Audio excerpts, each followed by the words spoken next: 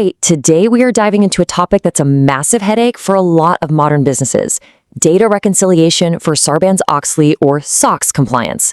We're going to talk about how to handle what feels like a transaction tsunami, and more importantly, how to turn what feels like a regulatory chore into a real strategic advantage. Let's get into it. So let's just kick things off with a pretty intense question. How did we get to a point where a CEO is personally, legally on the hook for data they might never physically see? I mean, we're talking about millions, sometimes billions of individual transactions.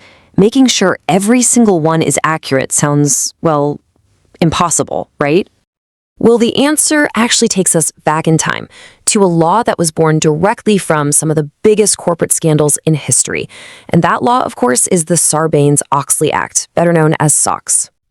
So what is this law, really? And why does it put so much pressure on companies and their leaders? Well, it all boils down to two incredibly important words: risk and trust. At its core, you can think of SOX as a promise, a really serious promise to investors. It was passed back in 2002 after some catastrophic accounting blowups, and its goal is pretty simple on the surface: make sure the numbers that companies report are real, that they're accurate and reliable. It's basically the modern rulebook for corporate accountability. Now, SOX compliance really stands on two huge pillars. First, there's Section 302. This is the big one. It says the CEO and the CFO have to personally sign off on their financial reports. They're putting their names on the line. Then you've got Section 404. This requires companies to regularly assess all of their internal controls for financial reporting, what's called ICFR, and then have an outside auditor come in and verify that those controls are actually working. So how in the world can a CEO sign off with any confidence? And how can a company possibly prove its controls are effective?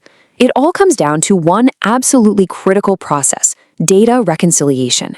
This is the nuts and bolts work of matching records from different systems to prove that the numbers in the financial statements actually match up with what happened in the real world.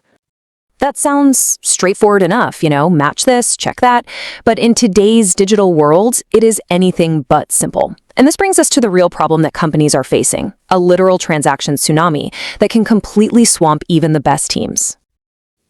I love this quote from our source material because it just hits the nail on the head. For so many companies, trying to do this feels like attempting to boil the ocean. It just perfectly captures that feeling of futility when you're staring at millions of transactions coming from dozens of systems and being asked to make sure it all ties out. It feels impossible. So let's break that down. Why is it so incredibly hard? Well, for starters, your data is all over the place, in fragmented systems that don't talk to each other. You've got inconsistent formatting, you've got timing differences that create all these bogus errors. Then you have the risk that comes with any manual intervention. And all of this is layered on top of the sheer mind-numbing volume and complexity of the data itself. And look, this isn't just some abstract theoretical problem. It hits different industries in totally unique ways. If you're in financial services, you're wrestling with complex multi-currency transactions. In retail, it's a daily flood of sales, returns, and chargebacks from countless stores. For healthcare, you're trying to line up patient claims and billing, all while navigating super strict privacy rules. Every single sector has its own version of this nightmare. Which leads us to the next part of this puzzle. If the problem is so massive and so universal, why are the tools that so many companies are still using falling so short? Let's talk about the gaps in the traditional legacy approach. Here is the fundamental mismatch. Your traditional tools, and let's be honest, we're mostly talking about spreadsheets here, are pretty decent at one-to-one record-level matching. But that's not what a SOX audit is really about. Auditors need to see the big picture. They want a high-level, aggregate view of your control effectiveness, and they demand a crystal-clear, easy-to-follow evidence trail. And the result of using the wrong tool for the job? It's exactly what you'd expect: a total mess. Finance teams are stuck with incomplete dashboards, a bunch of disconnected reports, and a ridiculous amount of painful manual copy and paste work just to get ready for an audit. It's slow, it's risky, and frankly, it's just stressful. Okay, so it sounds a bit doom and gloom, but don't worry because there is absolutely a better way. So let's shift gears and talk about what a modern solution for SOX actually looks like. A framework that's built for today's data chaos, one that's founded on trust and accuracy. A truly modern SOX solution follows a kind of playbook, a 6-step framework. You start by unifying all that fragmented data. Then, you automate the matching and the handling of any exceptions. You use real-time dashboards to see what's going on, not what happened last month. You embed the compliance controls right into the process itself.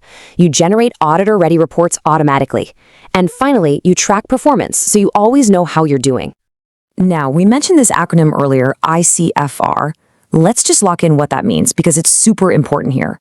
Internal control over financial reporting is the official name for all the processes and procedures a company has to guarantee its financial statements are solid. A modern reconciliation solution is designed from the ground up to make these controls stronger and easier to prove. So what does all this actually get you? Well, take a look at this. The impact is just staggering. The time it takes to reconcile, which can be days, even weeks of manual drudgery, is just crushed. This gives your finance team their time back so they can actually analyze the business instead of just chasing down numbers. And here's another huge win: being in a constant state of audit readiness. Think about that. Instead of that frantic last-minute fire drill before the auditors show up, you can see at a glance exactly how prepared you are. You know your evidence is complete, your controls are covered, and your exceptions are already resolved. All right, this brings us to our final and I think the most exciting part of this whole story. We're going to shift our thinking here from looking at SOX as this thing you have to do to seeing it as a source of genuine competitive advantage. Here is the big, crucial takeaway. When you get data reconciliation right, something amazing happens. Compliance stops being just a cost center, a box you have to check. It actually becomes a strategic lever you can pull to make the business run better. So what are those advantages in the real world? Well, your finance teams can close the books way faster. The CEO and CFO can sign those certifications with real confidence. Investor trust in your numbers goes way up. And informed decision-making stops being a buzzword. It means knowing, in near real time, which of your products are truly the most profitable, so you can double down on what's working right now. And it's that powerful combination of unified data, smart automation, and controls that are built right into your workflows that makes this whole transformation possible. It turns a painful accounting task into an engine that drives trust and transparency through the entire organization. So we'll end with this thought. Every single company out there has to make a choice. Is your data going to continue to be a source of risk, a potential landmine just waiting for an audit? Or are you going to transform it into what it really should be, a reliable, strategic asset that actually drives your business forward?